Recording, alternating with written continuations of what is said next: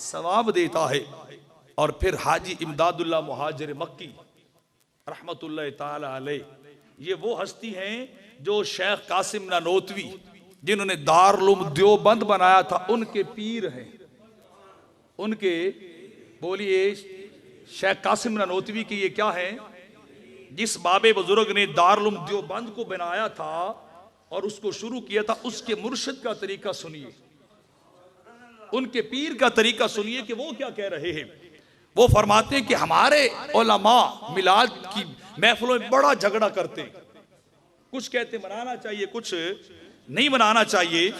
फरमाते नहीं, उलमा ने इसको जायज लिखा है, उलमा ने मिलाद मनाने को जायज लिखा है। जब जायज है तो फिर झगड़ा किस बात का।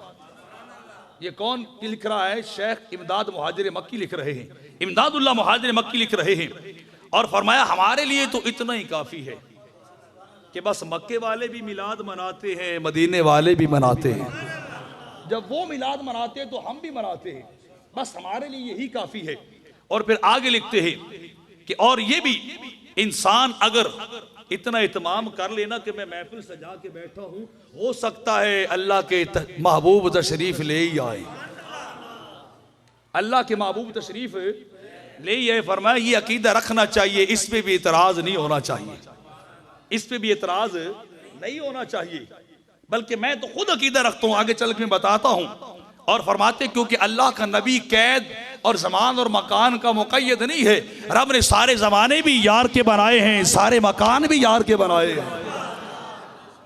आप पढ़ के देखिए बुजुर्ग क्या लिख के गए। आज वालों ने अपनी दुकानदारियां खोल रखी है, अपनी एक एक ईंट की मस्जिद और अपनी कारोबार फैला रखे हैं।